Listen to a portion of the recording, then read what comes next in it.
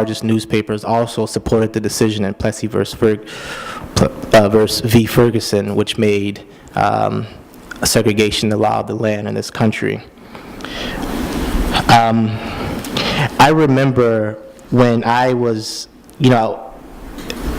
Hurricane Katrina seems like if you don't live and never lived in New Orleans or in that area, if you weren't directly affected by it, it seems like it was a very long time ago. But I remember as the hurricane was churning in the Gulf, it was heading towards New Orleans, and I wrote the lead article for the paper that week. And so I was sort of paying attention to events, and having to pay attention to those events, I was able to learn quite a bit about New Orleans, which, has one of the largest, which was about 65, 67, actually about almost 70% black city, but had very entrenched poverty in the city, settled amongst the black masses. I think a lot of people, when they think of New Orleans, they might think of Mardi Gras and the French Quarter and stuff like that, and may have never even heard about the Lower Ninth Ward. But the conditions of poverty for black people and of oppression and racism, are very real, and a large part of the population actually dealt with that. And I remember the media focusing on the people who did not leave and began heaping the blame on them for not leaving, for not heeding the mayors or the governor or the federal government, whoever said it, that they should leave. Well, the reality is that most people had no place to go, and they had no way to get there. They had no money. Many people had no bank accounts, actually. It is very difficult opening a bank account, in fact. And then learning the geography of New Orleans and what could happen if a major hurricane hit it. Well, the hurricane actually veered to the east, and it was measured on Lake Pontchartrain as a Category 1. But a Category 1 strain, a Category 1 hurricane,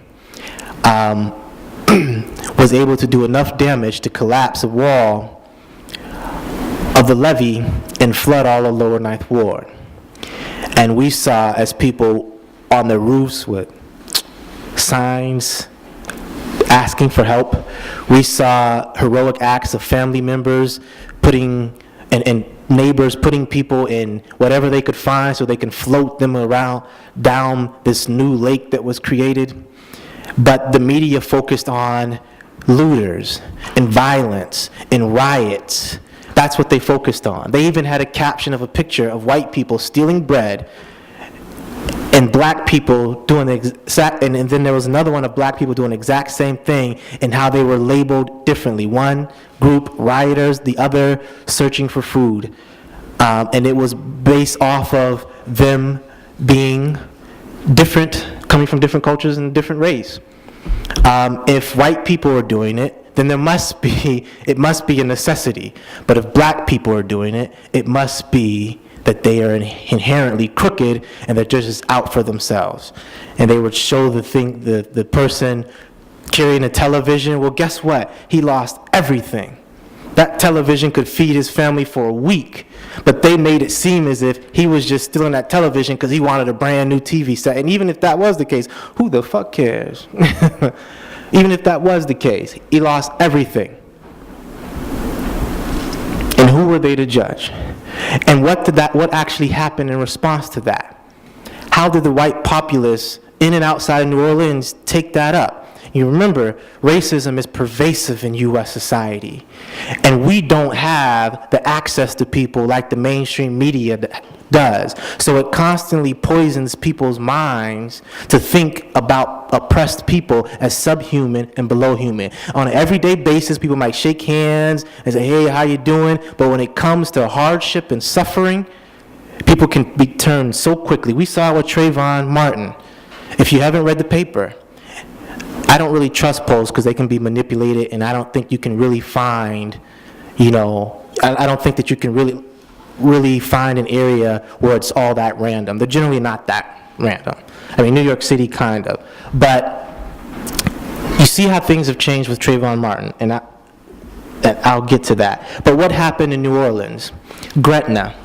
When people tried to escape over the bridge to get out of the suffering conditions, when the government completely ignored them and let them die in this sweltering heat with no food, after being on national television chanting, "Help us, please help us," and begging for help and being ignored.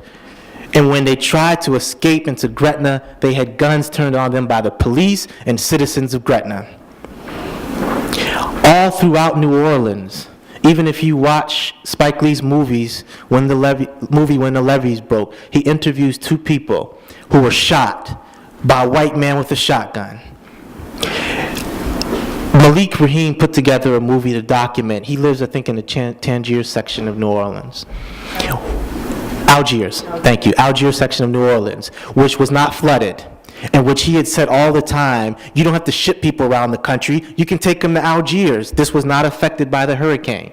And his own neighbors, people that he said hello to every day, and that he knew on a first name basis, armed themselves in white posses and ran around shooting black men. In the film, he uncovers a body of a man who was shot and said that this body has been here for a week, and he was shot by these same people. The filmmakers, I think, were Dutch or somewhere in Europe, and they were interviewing some of these people, and they were having a party, barbecues, after every night going out and hunting down black men. To hunting them down, they'd have barbecues to celebrate. And they talked about it's like shooting pheasants in North Dakota. And these were people, some of them of which Malik Rahim knew on a first name basis.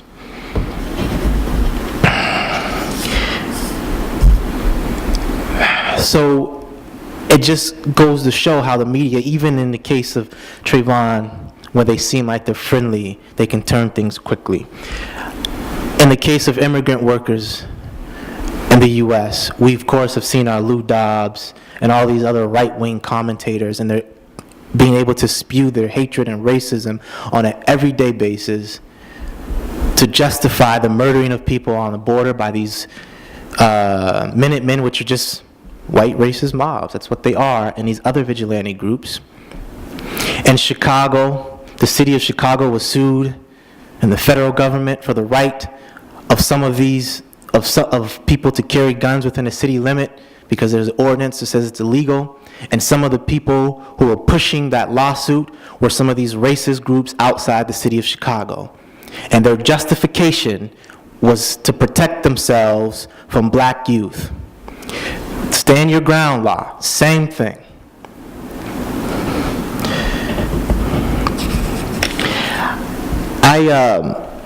Of course, in this particular instance, because of the similarities between Trayvon Martin and Emmett Till, went and looked up some of the newspaper clippings and the reports around Emmett Till.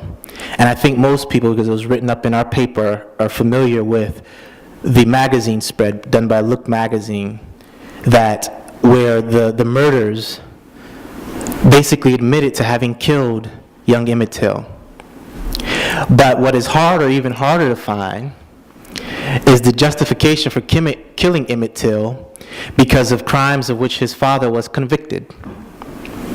And what they were saying is that black men are overly sexually aggressive and are a threat, and therefore this young man whistling at a white woman was a threat against her, and so this justifies then the killing of this young man. How dare he threaten this white woman?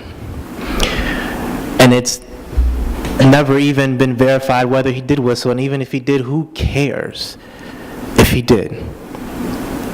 But this is, if a white men were allowed to treat black women as their sexual playthings, and can go down to the slave quarters and rape a black woman whenever they felt like it. And then the offspring from that rape were then held in bondage and denied by the father, who was the slave master. And what would have happened if a white man had whistled at a black woman? Nothing. Nothing.